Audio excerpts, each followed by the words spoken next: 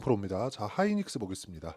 하이닉스 오늘 보합권에서 끝났죠. 자, 근데 특이사항이 하나 있는데 삼성전자입니다. 삼성전자. 자, 삼성전자는 오늘 3% 떨어졌습니다. 75,900원에 끝났어요. 뭐 정별 구간에 있었지만 여기 86,000원까지 올라갔었던 게 4월 달이고요. 그 이후에 하락이 나왔고 정배열을 유지하다가 지금 떨어졌으니까 역배열로 전환이 되겠죠. 다음 가격대는 여기 73,000원대 장기 이평선까지 떨어질 수 있는 그런 상황이 나왔습니다. 왜 그런지는 다들 아시죠? HBM이 삼성전자에서 그 퀄테스트가 이번에 통과를 못했다는 그런 내용 때문인데, 자, 여기서 우리가 이걸 봐야 돼요. 하이닉스가 삼성전자가 떨어지는 상황에서도 추가적으로 올라갈 수 있을까? 결론, 올라갈 수 있다. 그리고 올라가는 과정에서 더 가파르게 올라갈 수 있는 상황이 열렸다. 그리고 무엇보다 하이닉스가 강세를 보였을 때 삼성전자가 떨어진다면 집중되어 있는 그런 상황을 약간은 조금 이해를 하실 필요가 있습니다. 자, 무슨 얘기냐면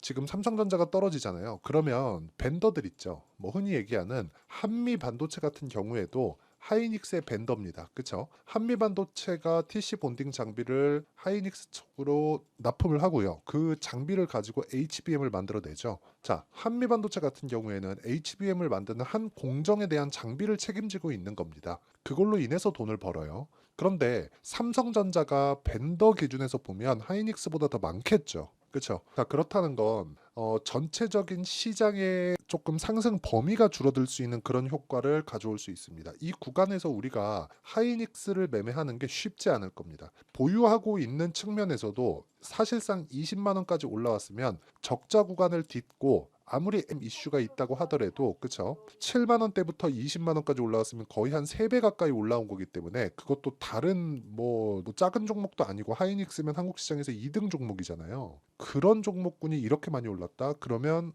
약간 부담이 있는 것도 사실입니다. 그런데 이걸 보셔야 돼요. 엔비디아의 실적. 엔비디아의 실적은 거의 뭐 파괴적인 실적이 나왔습니다. 근데 여기서 우리가 하나 더 보셔야 될 게 하이닉스가 돈을 어디서 받나요? 지금은 엔비디아에서 받죠. 그렇죠? 자, 그러면 엔비디아의 실적이 좋아진다는 건 하이닉스의 실적이 추가적으로 좋아질 수 있다는 내용입니다. 자, 그리고 무엇보다 하이닉스를 거래를 한다면 시장 관련해서도 무조건 보셔야 될 텐데, 자, 굉장히 긍정적인 부분이 하이닉스가 올라가기 위해서는 환율이 너무 낮은 위치에 있으면 안 돼요. 이게 무슨 얘기냐면 환율이 너무 떨어지잖아요. 그러면 달러가 약해진다는 거고 그게 실적으로 반영됩니다. 즉 수출 기업들은 환율이 높아지면 높아질수록 좋아요. 즉 달러 가치가 높아지면 높아질수록 좋다는 거죠. 원화 환산 실적을 찍기 때문에 그랬을 때 환차익을 충분히 볼 수 있는 환경이 된다.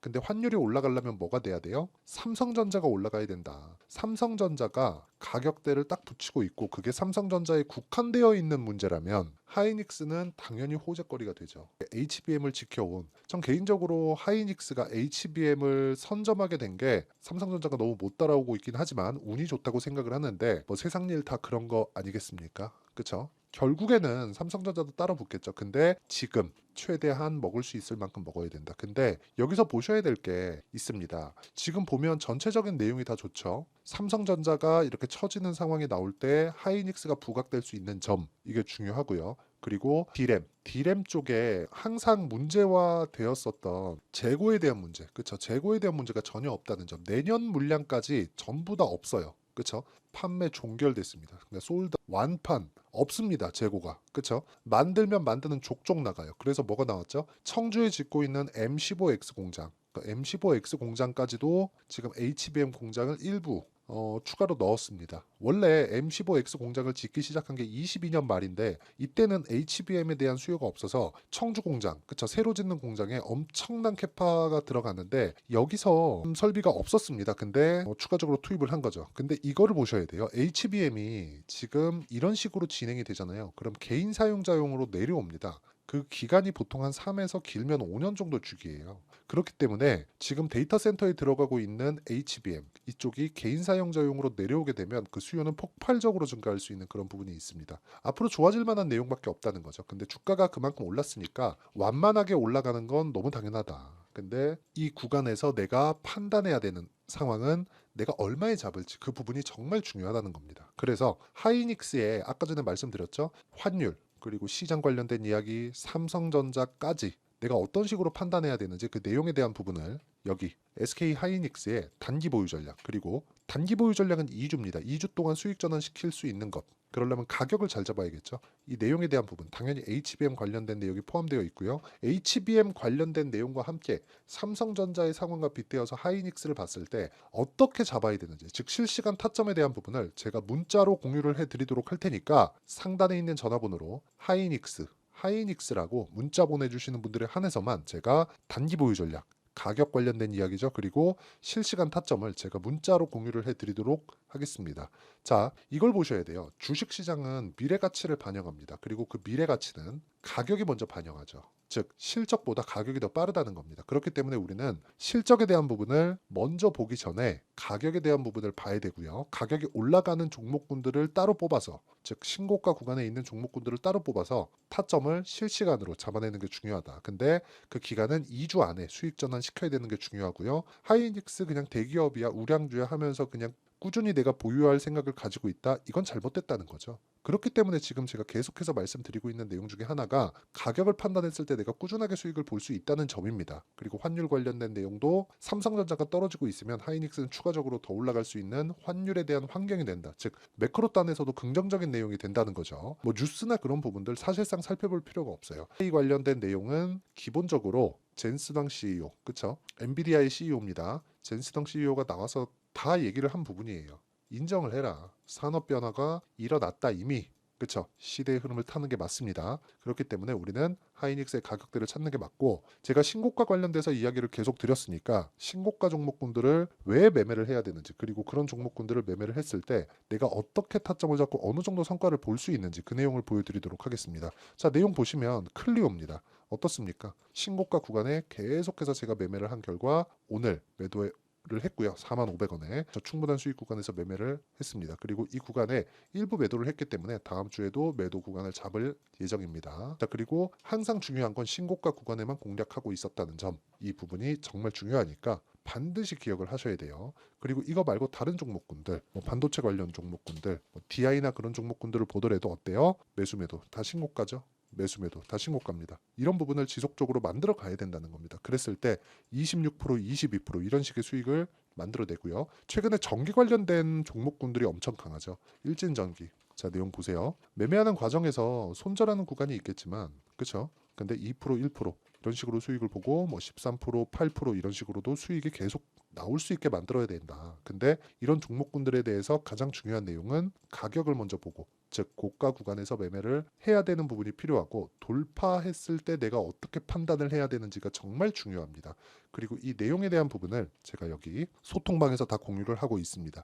자, 최근에 원전 관련주가 엄청나게 강한데 원전 관련된 내용도 제가 여기 소통방에서 우리기술, 그쵸? 여기 보시면 우리기술, 자, 다 공유를 하고 있는데 단기 과열 구간에 들어갔는데도 불구하고 오늘 2.8% 상승해서 끝났죠. 이런 부분을 소통방에서 다 공유를 해드리고, 고가 돌파에 대한 부분, 주식해서 돈을 벌었다고 하는 모든 사람들은 다 고가 돌파 공략 구간을 노립니다. 이 구간에 대해서 한번 배워보고 싶다, 그리고 이런 식으로 매매를 한번 해보고 싶다 하시는 분들은 소통방에 들어오시면 되고, 소통방은 무료로 진행하니까 구독과 좋아요 눌러주시고요. 상단에 있는 전화번호로 구독 또는 10억, 자 10억은 10억 만들기 프로젝트를 제가 구독자분들과 함께 진행하고 있으니까 상단에 있는 전화번호로 구독이나 10억이라고 문자 보내주시면 제가 소통방 입장 링크를 순차적으로 공유를 해드리도록 하겠습니다. 자, 내용 정리 한번 하겠습니다. 주식시장은 미래가치를 반영하기 때문에 하이닉스가 지금 올라가고 있는 것이다. 즉 실적이 이번 분기 1분기 때 강세 구간으로 턴어라운드 된 걸 확인을 했지만 사상 최고 실적까지 가기에는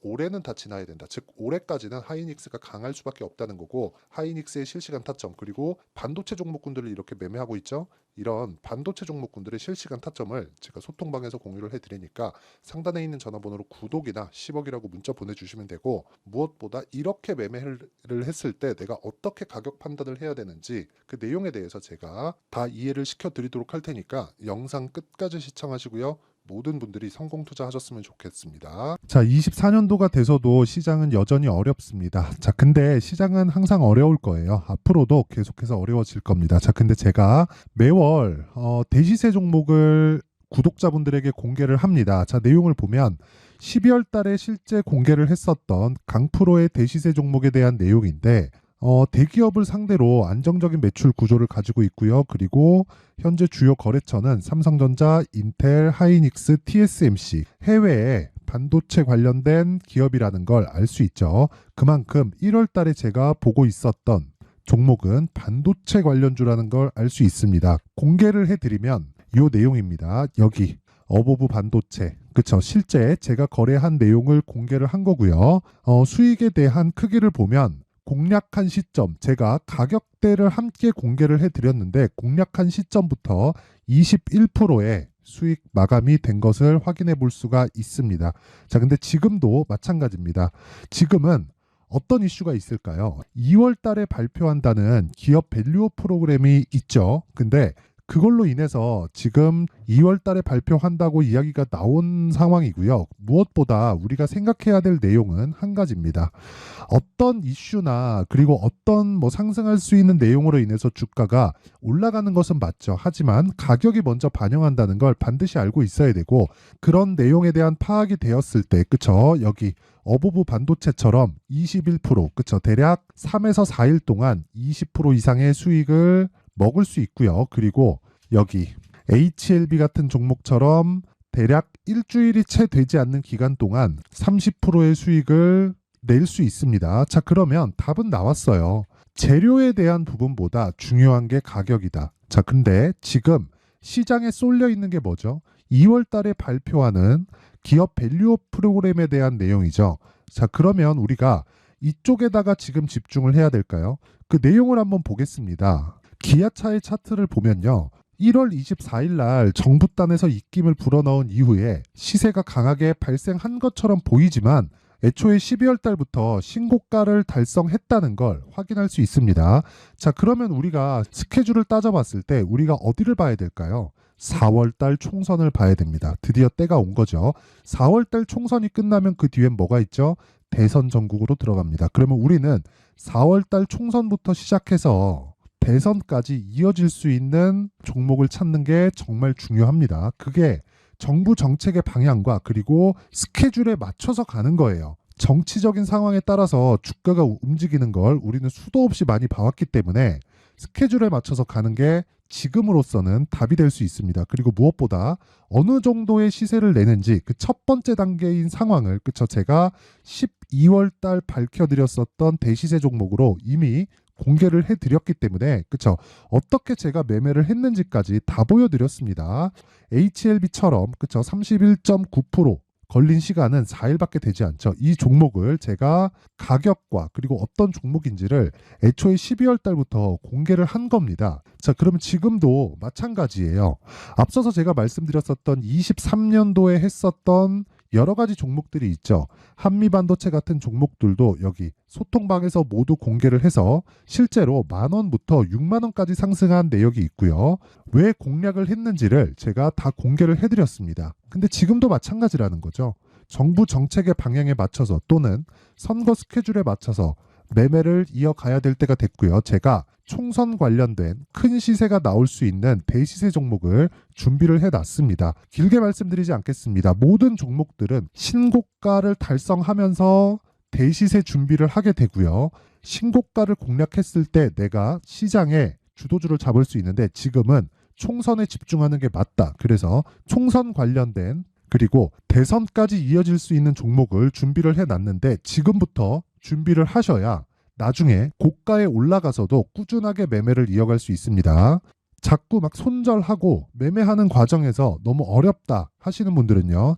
이 종목 딱 받아가서 큰 수익 내셨으면 좋겠고요. 이 종목은 상단에 있는 전화번호로 대시세라고 문자를 보내주시는 분들에 한해서만 제가 총선 그리고 대선까지 이어질 수 있는 종목을 공개해 드리도록 할 테니까 상단에 있는 전화번호로 대시세라고 문자를 보내주시고요. 그리고 구독과 좋아요 꼭 좀 부탁드리겠습니다.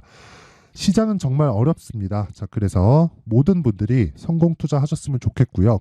기본적으로 가격에 대한 파악을 하면서 큰 수익을 내셨으면 좋겠습니다.